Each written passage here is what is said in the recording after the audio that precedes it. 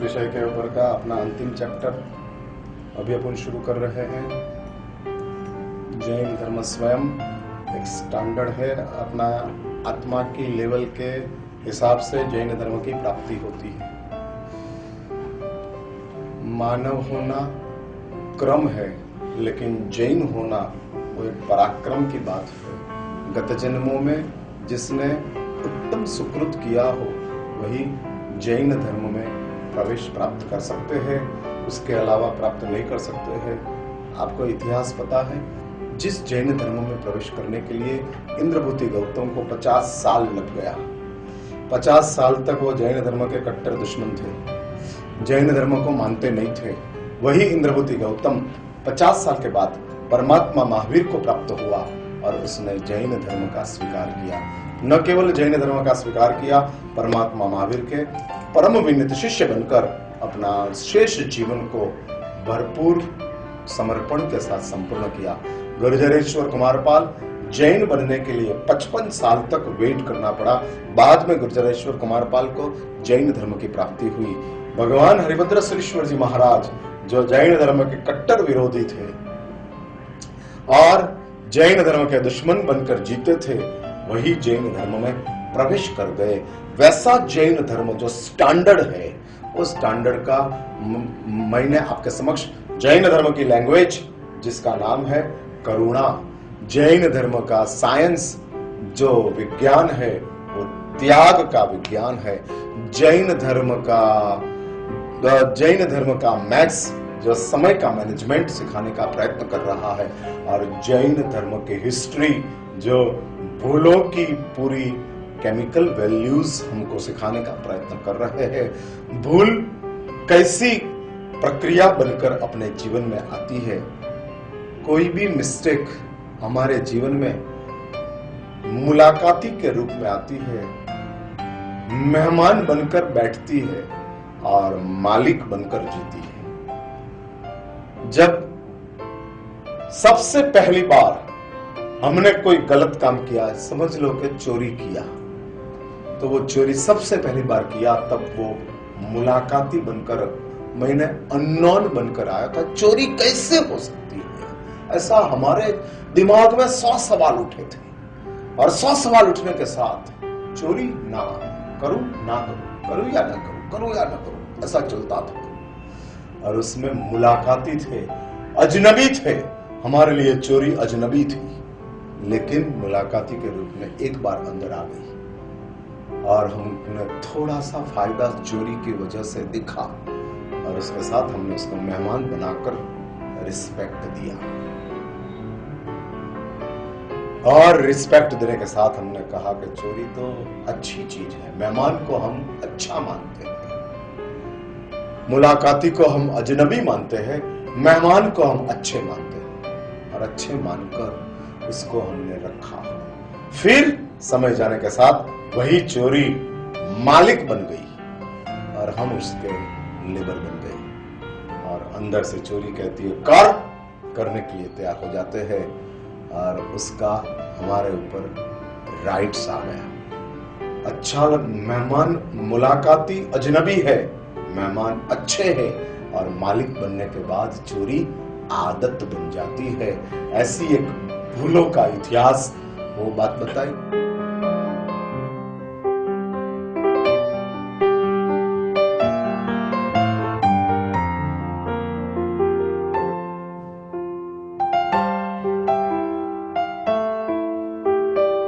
जैन धर्म की भूगोल ज्योग्राफी क्या है? गूगल अर्थ के ऊपर आप चले जाओ, समग्र धरती का आपको मैप मिल जाता है। वैसा जिन शासन का ज्योग्राफी आप खोल दो, जिन शासन का सर्च मारो, और सर्च मारने के साथ आपको जैन धर्म की भूगोल ज्योग्राफी, जिसमें सेंटर में हमारी भव यात्राएं बताई, और इस भव यात्रा कैसी कैसी गली कुचियों में से निकलती है, कैसे कैसे जाता है, मनुष्य जीवन कहाँ है, धर्मी मानव कहाँ है, सुखी मानव कहाँ है, ये सब जिन शासन सर्च करो उसके साथ आपको मिल जाते हैं। छोटी सी गलती और धर्मी का रूप का इंसान कैसी भूगोल में गुम हो जाते हैं वो पता नहीं लगता है। ऐसी एक भव यात्रा, भवों की एक परंपरा, और इस भवों की परंपरा में इतिहास में ऐसी बात आती है, एक सा एक भाव बार बार मिलते जाते हैं, बार बार। क्यों? वही जैन धर्म की भूगोल है। और इस भव परंपरा में से हमको मुक्ति प्राप्त करना हो तो जैन धर्म की भूगोल को जानना जरूरी है। जमीन को दिखाने का काम भी जैन धर्म ने किया है। क्षेत्र कैसा है, भारत क्षेत्र कितना है, वो भी जैन धर्म की भूगोल में आता है, लेकिन उसकी चर्चा अपन बाद में करेंगे। अभी मैं जिस मकसद के साथ इस जैन धर्म की भूगोल की बात बताना चाहता हूं वो अपने आत्मा के रिलेटेड जो भूगोल है, अपनी आत्मा की भूगोल।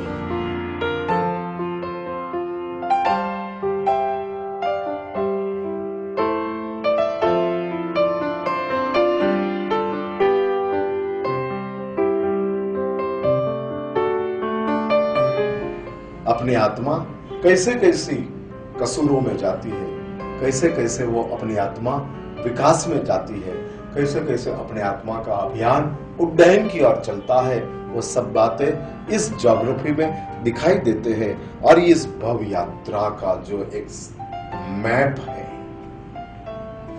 जो जैन धर्म की भूगोल में दिखाया है, और इस भूगोल के साथ अपना दर्शन हो जाए, कैसे कैसे परिस्थिति में से हम गुजरते हैं, क्या क्या होता है। शास्त्र में ऐसे अनेक दृष्टांत बताए हैं। और छोटा सा एक आपने किया हुआ अनुबंध, अनुबंध मीन्स आपने तैयार किया हुआ एक आपका भाव, वही भाव बड़ा बनकर अपने जीवन में आगे आगे आगे आगे बढ़ते जाते हैं। बहुत प्रसिद्ध जैन धर्म का दृष्टांत है चंड कौशिक का। और चंड कौशिक गत जन्मों में जैन साधु था, लेकिन छोटी सी एक गलती कर ली, गुस्सा किया, और गुस्सा करने के साथ तापस बनकर अपना जीवन का आरंभ करता है। और इस अपना जीवन के आरंभ में वापस भूल किया, वापस भूगोल बदल गई। और इस जैन धर्म की जो भव यात्रा की एक भूगोल है, जैन दर्शन भूगोल में 4 गतियां दिखाते हैं। और इस 4 गतियों में सबसे पहले मैं नीचे से ऊपर आने का प्रयत्न करूंगा। नारक की एक दुनिया है जो इस धरती के नीचे है। 7 नारक है, और इस 7 नारकों में वही आत्माएं जाती है कि जिसने रौद्र ध्यान, क्रूरता के साथ बुरे काम किए, बुरे सोच किए हैं, क्रूरता के साथ, बुरी सोच के साथ बुरे काम किए, वो नारक की दुनिया में जाते हैं। वो जैन धर्म की एक भूगोल है। और उसके साथ उसके ऊपर पशुओं की दुनिया आती है कि जिसमें माया, प्रपंच, विश्वासघात, झूठ, ये सब बोलने के साथ पशुओं की दुनिया में प्रवेश मिल जाते हैं और मिलते हैं, जिसको जैन शास्त्रकारों आर्त ध्यान कहते हैं। रौद्र ध्यान मीन्स क्रूरता, आर्त ध्यान मीन्स कुटिलता। आर्त ध्यान का अर्थ है कुटिलता, रौद्रता नहीं है, क्रूरता नहीं है, कुटिलता। और कुटिलता के साथ अपना जीवन जो जीते हैं वो तिर्यंच की योनि में, पशुओं की योनि में चले जाते हैं, पहुंच जाते हैं, गलत गलत काम कर लेते हैं और चले जाते हैं। जैन धर्म की भूगोल यही बात हमको सिखाने का प्रयत्न करती है। और जिसने अपने जीवन में धर्म ध्यान में रहा है वो मानव की दुनिया में प्रवेश करते हैं।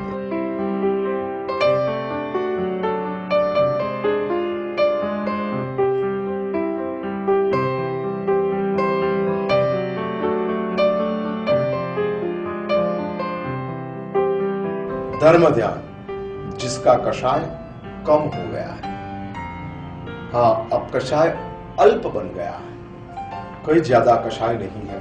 शास्त्र में दृष्टांत आते थे, हाथी था, जंगल में रहता था और उसने एक बहुत बड़ा खुला मैदान तैयार किया था, जिस मैदान में एक भी घास का तिनखला रखा नहीं था, क्योंकि जंगल में बार बार दावानल प्रकट होते थे और दावानल प्रकट होने के साथ पशुओं को कहीं रुकने की जगह नहीं मिलती थी और जंगल की आग में ही जलकर खत्म हो जाते थे।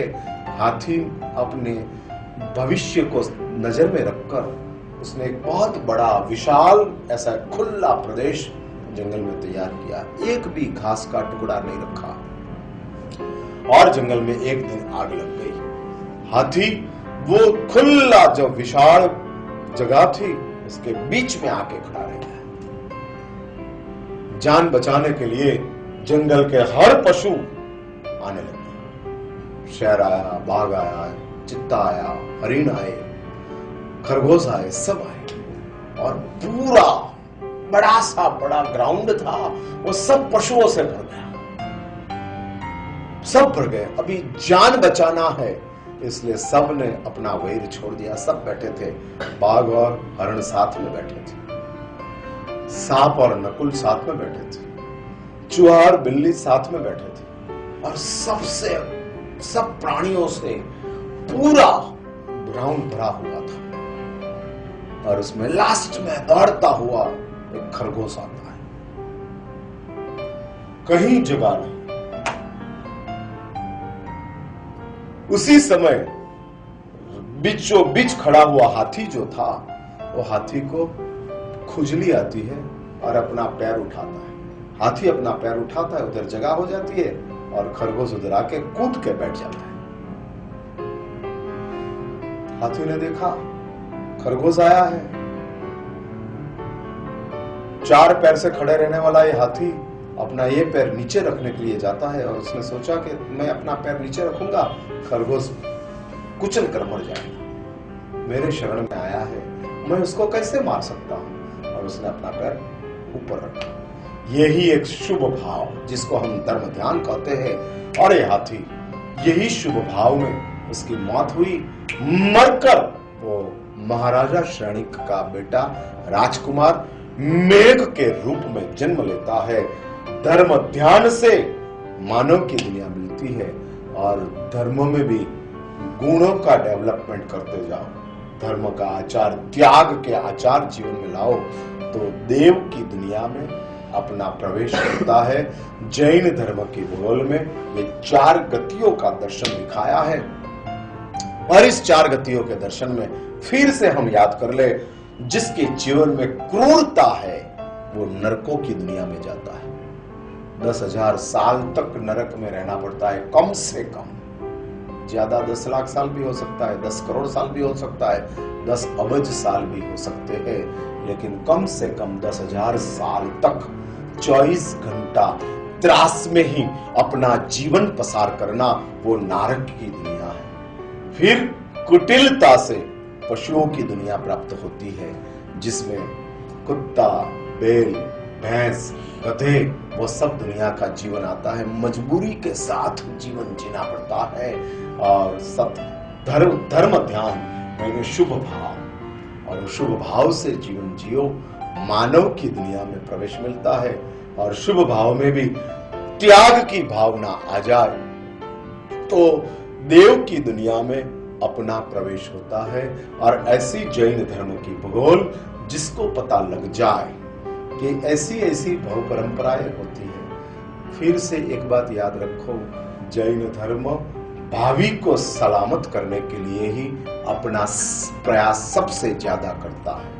वर्तमान तो नसीब के ऊपर है, भावी प्रयास के ऊपर है। एक बहुत बड़ी बात है, वर्तमान को ठीक करने का प्रयत्न करते हो वो आपके हाथ की बात नहीं है, क्योंकि नसीब में जो लिखा है वही होने वाला है। हम भले ऐसा मान ले कि हम प्रयत्न करते हैं और इसलिए हमको परिणाम मिलता है, नो डाउट, प्रयत्न करना और प्रयत्न करने से नसीब जगता है वो भी बात सही है, लेकिन सिर्फ प्रयत्न में ही हम अपना समय लगा देते हैं तो वर्तमान का समय प्रयत्न वर्तमान सुधारने में ही हमारा समय व्यतीत हो जाते हैं, भावी के लिए क्या करेंगे। और जैन धर्म कहते हैं कि वर्तमान नसीब से बनता है और भावी प्रयास से तैयार होता है।